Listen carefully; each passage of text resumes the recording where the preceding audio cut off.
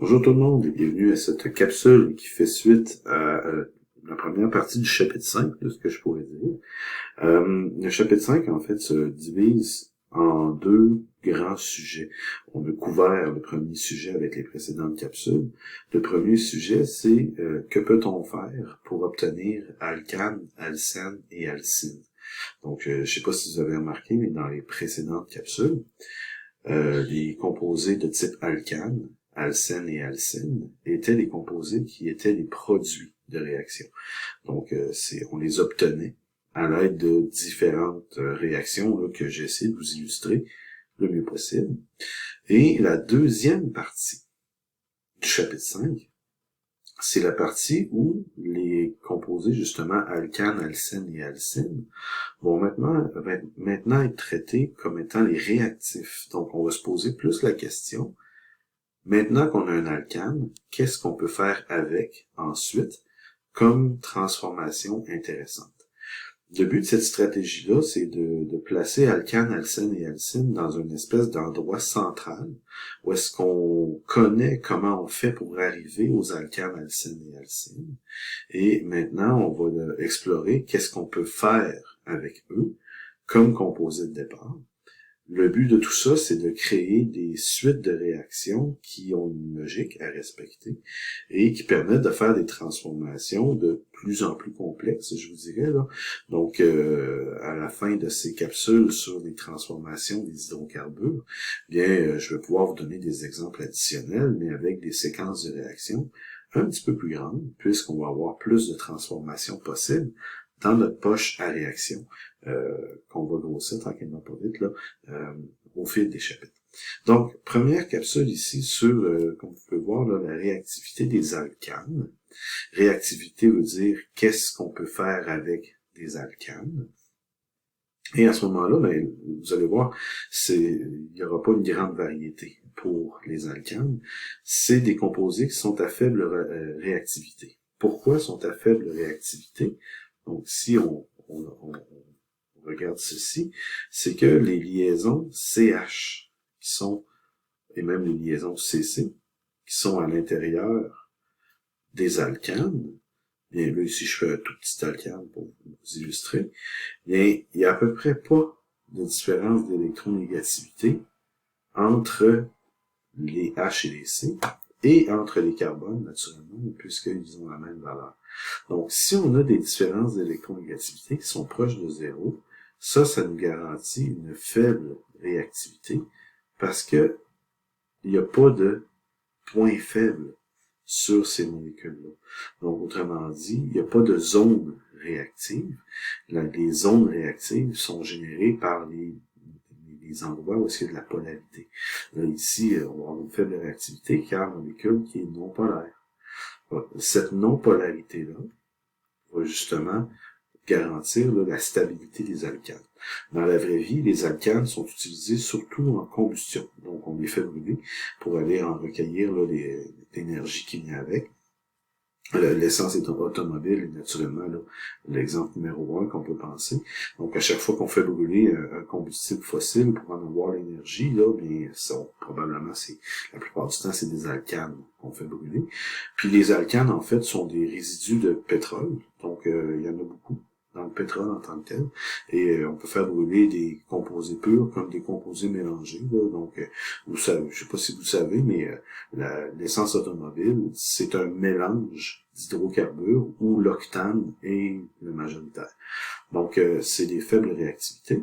Puis, naturellement, en termes de chimie, quand on peut juste faire brûler une molécule, il n'y a pas grand-chose d'intéressant parce que une fois que c'est brûlé, on ne peut plus et on peut plus faire n'importe quoi avec.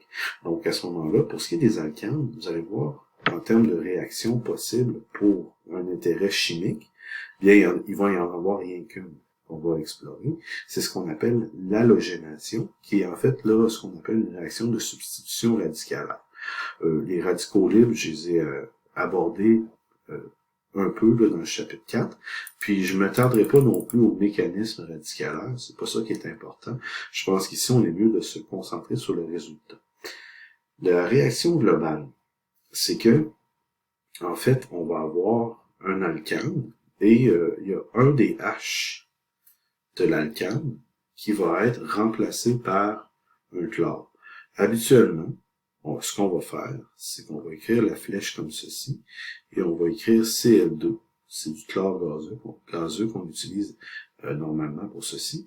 Et pour amorcer la réaction, ça prend un peu d'énergie. Et la meilleure façon d'amorcer cette réaction-là, c'est bizarre à dire, mais c'est de l'éclairer par une lumière ultraviolette. Donc, vous allez voir ici ce symbole qui veut dire là, H nu. Si vous remontez dans le cours de chimie générale, c'était les symboles qu'on utilisait pour l'énergie d'un photon lumineux. Donc, c'est quelque chose que vous allez voir régulièrement. Là. H, c'est la constante de Planck, nu, c'est la fréquence qui est utilisée. Là. Ici, ces deux chiffres-là n'ont absolument aucune importance, c'est juste pour mentionner que le catalyseur est la lumière. Et ce que ça va faire, c'est que ça va changer l'hydrogène par un chlore. À ce moment-là, on va fonctionnaliser la molécule. Et ce qu'il y a comme résidu, c'est du HCl qui reste, parce que le H a laissé sa place à un chlore, il est parti, puis il a pris le deuxième chlore du Cl2. Et comme je l'ai mentionné plusieurs fois, puis je continue de le dire, les déchets de réaction ne nous intéressent pas vraiment. Donc, l'idée ici, c'est de réussir à créer une liaison CCl qui, elle, va être polarisée.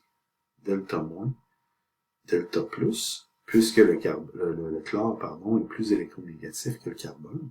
Et, je l'ai mentionné, on appelle ça fonctionnaliser une molécule pour pouvoir créer un endroit où est-ce que, justement, il va y avoir une possibilité de réaction maintenant.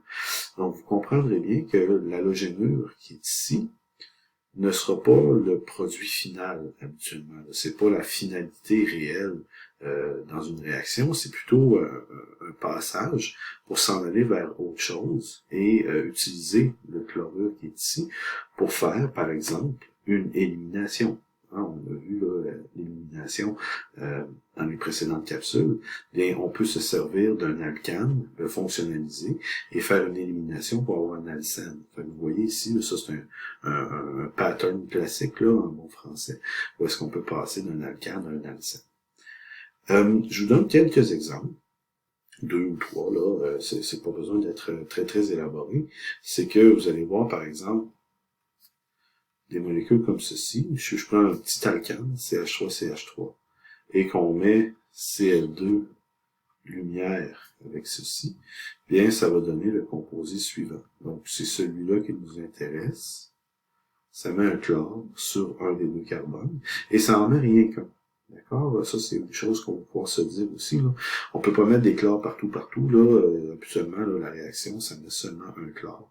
Et ça le place sur le carbone, comme ceci. Quelque chose que vous pouvez voir ici, qui est en bas comme commentaire, je vais l'illustrer tout de suite, c'est que si vous prenez une molécule qui est un peu plus grande, si on prend, là, mettons, un butane, puis on regarde ceci, et là, c'est certain, il y a comme 4 carbones sur la molécule. Et en fait, la tendance de cette réaction-là, c'est d'envoyer le chlore uniquement en bout de chaîne. Donc, on ne pourra pas installer un chlore facilement sur les CH2 centraux. Donc, ceux-ci, les CH2 centraux, là, vont rester intacts. Et c'est un des deux CH3 qui va devenir un CH2Cl.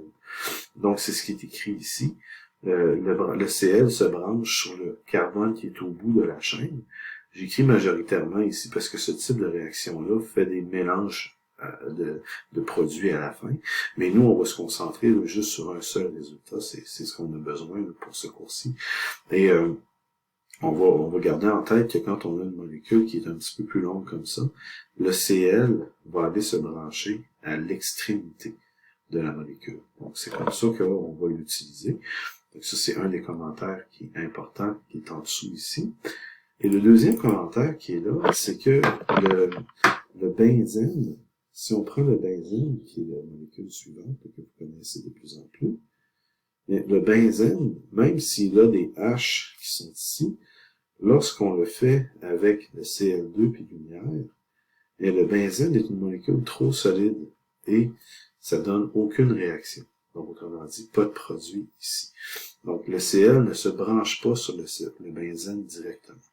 Pour brancher un Cl sur le benzène, c'est un autre type de réaction, ça s'appelle une substitution électrophile, et on va le voir dans le chapitre 6. Donc pour l'instant, et même toujours, là, cette réaction-ci avec le benzène ne donne aucun produit, c'est-à-dire que le benzène reste intact. Qu'il n'est pas détruit, rien, là, mais il reste intact et on ne peut pas rien faire avec cette réaction-ci sur le benzène. Ça fonctionne sur les alcanes uniquement. Je vous dirais, cependant, faut pas oublier, par exemple, que quand on a un benzène comme ceci, mais on peut avoir un benzène avec un CH3 qui est branché, un toluène, bien, à ce moment-là, la partie qui dépasse ici est considérée comme un morceau alcane. Et on peut faire la réaction dessus. Donc, si on fait Cl2 et lumière dessus, vous allez avoir le benzène, comme je vous dis, qui, lui, n'est pas touché par cette réaction-là. Mais le CH3, il y a un CH qui va être changé par un Cl, et ça fonctionne. Donc, on va pouvoir fonctionnaliser les morceaux alcanes sur un benzène, mais jamais le benzène lui-même. Donc, pour une première capsule, c'est la seule réaction qu'on va voir sur les alcanes. Donc, chloration, qu'on appelle halogénation. C'est écrit halogénation, hein, parce que ça fait, on peut inclure le broméliode là-dedans, mais bien sincèrement, vous allez pas mal toujours voir le chlore avec la lumière. Hein. Et le but, c'est de brancher un chlore, de remplacer un H en bout de chaîne par un chlore. C'est un peu ça l'idée. Et ça se fait pas sur un benzène, mais ça se fait sur des morceaux alcanes sur un benzène. Donc, pour ce qui est des alcanes, c'est la seule réaction possible que nous allons voir. Naturellement, comme j'ai mentionné, il y a la combustion, mais ça n'a pas de produit intéressant. Là. Donc, pour ce de cette capsule-là, c'est suffisant. Mais vous allez voir que je vais utiliser cette réaction aussi dans différents exemples, comme justement molécule de passage vers autre chose. Donc, c'est à suivre. Là, c'est pas la dernière fois que vous la voyez.